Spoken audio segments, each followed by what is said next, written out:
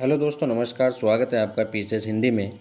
UP PCS का result आ गया है। जिसका सिलेक्शन हुआ है वो मेंस की तैयारी में जुट गए होंगे। ठीक है, इसी क्रम में जो यूपी पीसीएस का मेंस है, जो हमारा फर्स्ट पेपर है इतिहास का, उसी क्रम में जो है आज हम भारतीय इतिहास में बंगाल में द्वैत शासन, ठीक है, बंगाल में द्वैत शासन के विषय में आज हम चर्चा करेंगे।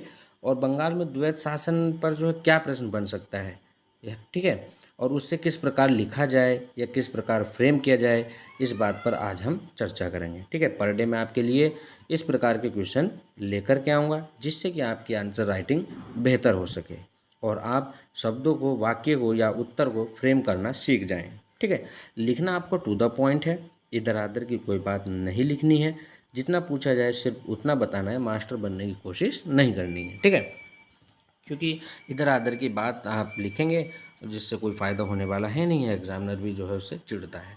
क्वेश्चन में जो पूछा गया है सिर्फ उसी विषय में आपको जानकारी देनी है, वो भी टू द पॉइंट। ठीक है, पूरी स्टोरी नहीं लिखनी है, टू द पॉइंट लिखना है बस। पीसीएस पीसीएस मेंस में यही एक जो है सफलता की कुंजी है कि जितना आप सटीक और टू द पॉइंट लिखेंगे उतने आपका जो है आंसर राइटिंग बेहतर होगा और आंसर बहुत ही अच्छा लिखा जाएगा। ठीक है, उसी क्रम में आज हम बंगाल में द्वैत शासन के विषय में बात करेंगे कि अगर हमारे पास क्वेश्चन पूछा गया है, किस प्रकार क्वेश्चन बन सकता है ये मैं आपसे बता रहा हूँ। हमने क्वेश्चन जो है फ्रेम किया है कि क्लाइव द्वारा बंगाल में लागू द्वैत शासन के औचित्य को स्पष्ट करते हुए उसके परिणामों का मूल्यांकन कीजिए। ठीक है, ये पूछा गया है कि उसके परिणामों का मूल्यांकन हमें करना है कि जो रॉबर्ट क्लाइव ने द्वैत शासन प्रणाली शुरू की थी, हाँ, उसके औचित्य और उसके परिणामों का मूल्यांकन हमें करना है। ठीक है, टू द पॉइंट करना है, इधर उधर की कोई बात नहीं लिखनी है। ठीक है, तो हमने शुरुआत कहाँ से की, पहले हम शुरुआत कर लेते हैं थोड़ी सी। तो हमने शुरुआत की कि हम उसका आंसर लिखेंगे। अब द्वैत शासन की आवश्यकता ही क्यों हुई, मतलब कहाँ से इसकी शुरुआत हो सकती है और क्यों इसको लाया गया। ठीक है, तो हम पहले पढ़ते हैं कि 1757 में प्लासी एवं 1764 में बक्सर के युद्ध में विजय के पश्चात भारत में कंपनी का शासन आरंभ हुआ। ठीक है, 1757 में प्लासी का युद्ध और 1764 में बक्सर के युद्ध के बाद जो है भारत में कंपनी का शासन आरंभ हुआ।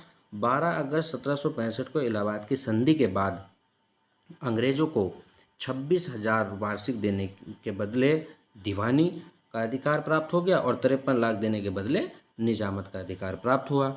अब दीवानी और निजामत दोनों अधिकार प्राप्त कर लेने के बाद कंपनी ने 1765 में द्वैत शासन की शुरुआत की। ठीक है, ये हमने एक थोड़ा सा स्ट्रक्चर बता दिया कि ऐसे ऐसे हुआ टू द पॉइंट करके, तो इस वजह से इसकी आवश्यकता पड़ी। अब एक लाइन और जोड़ दी है इसमें, ठीक है, कि द्वैत शासन का जनक जो है लियो कार्टेस को माना जाता है। ये भी लियो कार्टेस, ठीक है, ये हमने एक लाइन इसमें जोड़ दी है। टू द पॉइंट लिखना है तो इसलिए हमने जोड़ दी। अब क्या कह रहे हैं कि द्वैत शासन के अंतर्गत, है ना, द्वैत शासन के अंतर्गत कंपनी ने दीवानी और निजामत के कार्यों का निष्पादन भारतीयों के माध्यम से करती थी। ठीक है, कंपनी जो है द्वैत शासन का जो द्वैत शासन है वो दीवानी और निजामत के कार्य भारतीयों के माध्यम से करती थी, लेकिन वास्तविक शक्ति कंपनी के पास थी। कंपनी और नवाब दोनों प्रशासन की व्यवस्था को ही बंगाल में द्वैत शासन कहा गया है। ठीक है, क्या कहने की कोशिश कर रहे हैं कि हमने पहले बताया कि अब द्वैत शासन क्या था, इसके विषय में भी जानकारी दी कि भाई कंपनी और नवाब दोनों प्रशासन की व्यवस्था को ही बंगाल में द्वैत शासन कहा गया है। और उसमें एक टैगलाइन भी थी कि उत्तरदायित्व रहित अधिकार और अधिकार रहित उत्तरदायित्व, ये जो है द्वैत शासन की टैगलाइन थी कि भाई उसमें उत्तरदायित्व किसके पास था, भारतीयों के पास था। ठीक है, और अधिकार कंपनी के पास थे। ये जो है हमारा बंगाल में द्वैत शासन था।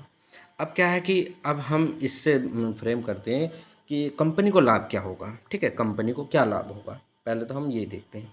अब कंपनी को लाभ, कंपनी का बंगाल की सत्ता पर पूरा अधिकार हो गया। जब दीवानी और निजामत दोनों हो गए तो कंपनी को जो है पूरा अधिकार हो गया, जबकि उसके पास किसी प्रकार की जिम्मेदारी नहीं थी।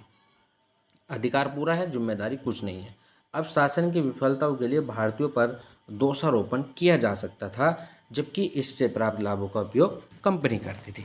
मतलब ये है कि भाई अभी हमारे पास अधिकार तो हैं, लेकिन क्या है, अधिकार हमारे पास हैं लेकिन हम कुछ कंपनी के पास अधिकार थे, भारतीयों के पास सिर्फ जिम्मेदारी थी, अधिकार नहीं था। ठीक है, कोई भी गलत काम होगा भारतीयों का चेहरा आगे दिखाया और भाई अपना कहा कि भाई इन गलती इनकी है, भारतीयों की है, अधिकार सारे निर्णय जो है वो कंपनी के पास थे। अब क्या है कि अब औचित्य शब्द इसमें आया तो हम द्वैत शासन के औचित्य की भी बात कर लेते हैं कि क्या था कि क्लाइव ने, ठीक है, हम द्वैत शासन के औचित्य की बात कर लेते हैं। तो क्लाइव ने द्वैत शासन प्रणाली के औचित्य को सही ठहराते हुए कहा कि इसमें कंपनी की शक्ति एवं समृद्धि बढ़ेगी। वस्तुतः स्पष्ट रूप से राजनीतिक सत्ता हाथ में ले ली है। ठीक है, किसने?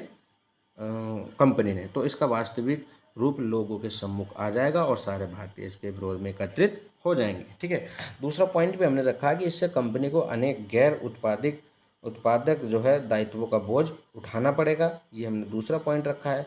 और तीसरा ये रखा है कि कंपनी के पास अधिकारियों की भी कमी थी। ये द्वैत शासन के विषय में बता रहे हैं क्लाइव की क्या क्या हमने द्वैत शासन क्यों लागू किया, ये बताया गया है। ठीक है, उसके बाद हम दुष्परिणाम, क्योंकि हमें क्वेश्चन में जो पूछा गया है, ये देखिए क्वेश्चन में जो पूछा गया है कि वो दुष्परिणाम के या परिणामों का मूल्यांकन करना है। ठीक है, हमें परिणामों का मूल्यांकन करना है।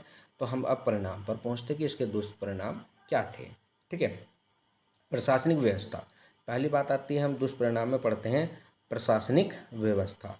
ठीक है, तो प्रशासनिक व्यवस्था की बात करते हैं कि निजामत की शिथिलता के कारण देश में कानून व्यवस्था की स्थिति कमजोर हुई। नवाब में कानून लागू करने एवं न्याय देने की सामर्थ्य नहीं थी। ऐसी व्यवस्था में बंगाल वासी को बहुत कष्ट उठाना पड़ा। अब देखिए नवाब क्या था कि नवाब जो है सामर्थ्य नहीं था कानून लागू करने और न्याय देने के लिए, सामर्थ्य नहीं था क्योंकि सारी शक्ति तो अंग्रेज़ों के पास थी। तो अब जब न्याय जो है बंगाल के नवाब नहीं दे पाएंगे तो जो वहाँ के रहने वाले लोग हैं उनको बहुत ज़्यादा कष्ट उठाना पड़ेगा। ये प्रशासनिक व्यवस्था में हमने डाल दिया है। ठीक है, नेक्स्ट अगर हम बात करते हैं कि इसकी आर्थिक व्यवस्था कैसी थी, है ना। प्रशासनिक व्यवस्था, आर्थिक व्यवस्था, राजनीतिक व्यवस्था, ये सब चीज़ पर हमें लिखना है। अब आर्थिक व्यवस्था में बात कर लेते हैं। तो आर्थिक व्यवस्था में द्वैत शासन से कृषि का हाल जो है ना, मतलब बुरा हाल हुआ। द्वैत शासन से कृषि का बुरा हाल हुआ।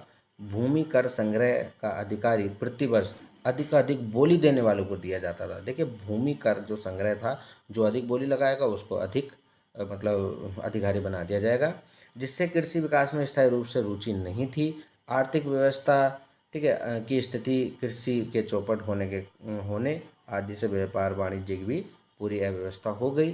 कंपनी के कर्मचारियों को भ्रष्टाचार और धन प्राप्ति की लालसा से उसकी व्यक्तिगत आय में वृद्धि हुई, किंतु बंगाल की दशा कंगाल हो गई। ठीक है, अब क्या था, दूसरा पॉइंट है इसमें हमने एक रखा है कि देशी कारीगरों को इतना परेशान किया गया कि व्यवसाय छोड़कर मजदूर, सन्यासी या डाकू बन गए, जिन्होंने अपने अंगूठे कटवा लिए ताकि उन्हें कंपनी के लिए वस्त्र तैयार न करना पड़े। बंगाल कुटीर उद्योग का विनाश हो गया।